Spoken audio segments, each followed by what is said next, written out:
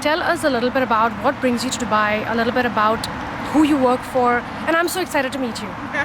Thanks very much. I work for Peta, that's People for the Ethical Treatment of Animals, and I work for Peta in the UK. And I've come out to Dubai specifically because SeaWorld, which is a marine park that operates out of the United States, is thinking about opening up a marine park here in Dubai. So we wanted to come over and make sure that the people in Dubai understand that that would be a really, really bad move. Orcas suffer tremendously in captivity. When the babies are torn away from their mothers when they're living in the ocean, it's the most incredibly traumatic experience for them, because these babies would stay with their mothers throughout their whole lives. They stay with them up into adulthood. They live in big family units. These are incredibly emotional and sensitive animals, and so that horror of when they're torn apart is incredibly traumatic for them. And then they get taken to a park like SeaWorld, which is a very small enclosure where they go insane from the confinement. They just have to swim around and around in circles their entire lives. Now these are animals that live decades, you know, in the wild, maybe up to 80 years old, and in captivity 40, 45, 50 years. So if you can imagine spending that length of time in essentially what would be like for us living in a bathtub, it's that small. They go crazy from it, and it's just not the right thing for us to do. Now that we understand so much more about these animals, the idea of opening up more of these parks is absolutely important. What we need to be doing is closing down the parks that exist. And SeaWorld know it, because in the States, they're doing terribly. Their profits are tanking. They're down 84% in the last couple of years, because people understand now that it's not entertaining to watch animals suffer. It's just not. There's so many ways that we can entertain ourselves that doesn't involve animal cruelty.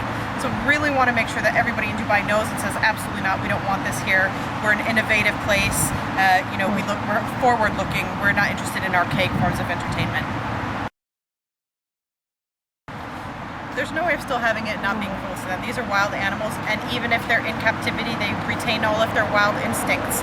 So in order to get them to perform these tricks that they would never naturally do, then you need to beat them into submission. And what happens is, from a very early age, the babies are taken once again from their mothers, and they are trained to understand that if you don't obey, you're going to get hit.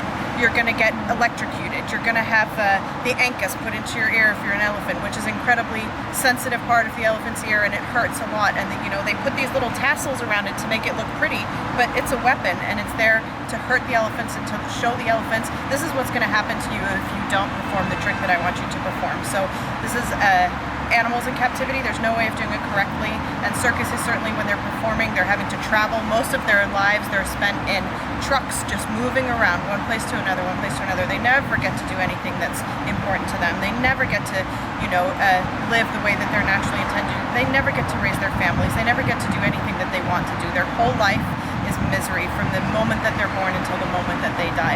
And for us, we go in for 20 minutes, we watch them perform these unnatural tricks, and we leave, and we get to live the rest of our lives as we would naturally. But for them, it's their entire lifetime that they're trapped there for these 20 minutes of entertainment. For us, there's absolutely no excuse for it. We know so much about animals now these days. We just cannot justify keeping them in captivity and torturing them for our amusement. And so that goes for circuses just as it goes for marine parks, or as we call amusement parks, because they're certainly not amusement parks. I like that. Mimi, a little bit on animal rights, basic stuff that people perhaps in this part of the world where it's not that mature should know or need to know. Well, we are animals. Animals are just like us. They're made of flesh, blood, and bones. When you kick them, it hurts. When you cut them, they bleed. There's no difference. In every single way that matters, we are the same. We want to live free from pain and suffering. We want to live with the people, or the other companions who we love. And every animal on the planet, human and non-human alike, should have the right to do that, because nobody has the right to take those freedoms away. Not for entertainment, not for the clothing that we wear. When we're buying leather shoes and bags, that's somebody's skin that you're wearing. It doesn't belong to us, it belongs to them. And there's so many alternatives that there's absolutely no need for it. You can have incredible fabrics that are not made from animal skins. It comes same when we're talking about our food. We don't need to eat meat in order to survive. In fact, we thrive without it. So why should we? Why would we? Why would we take a life when we don't need to? Every time that you sit down to the table, think, about who is on your plate. That's not a piece of meat, that's an individual, and it's an individual who didn't want to die, but who died terrified in order to satisfy our palate, and we absolutely don't need it. We are really advancing, I think, in terms of animal rights. People are starting to understand that, and veganism is on the rise like never before. If you Google the word vegan, you'll see people are Googling it all over the world, and people are starting to understand that it's just the best way to live. You don't need to feel guilty about what you're doing because you're living in harmony with all of the individuals on this planet. And you think if you wouldn't want that done to yourself, then why would you inflict that suffering on somebody else? You may not be the one who's got the knife who's cutting the animal's throat, but if you're partaking by eating the animal, then you're equally responsible. But the good news is that you don't have to do any of that because, it's so easy to be vegan these days. There's so many options, and if you go onto our website, peta.org.uk, you can find our free vegan starter kit where it gives you lots of information about how to go vegan. What do I buy? Where do I buy it? What should I eat? We answer all of those questions, and you'll find a really wonderful community of people who are also asking those same questions, where you get all the support that you need in order to be able to live a really compassionate and cruelty-free lifestyle.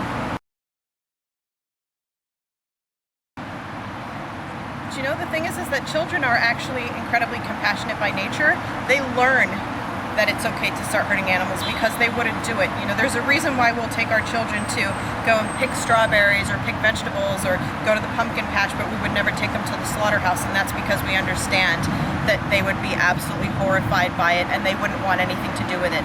So in order for us to feed our children meat or have them wearing leather shoes and all of these things, we have to lie to them, and that's what we do every single day when we're not telling them where that, you might tell them that it's a chicken.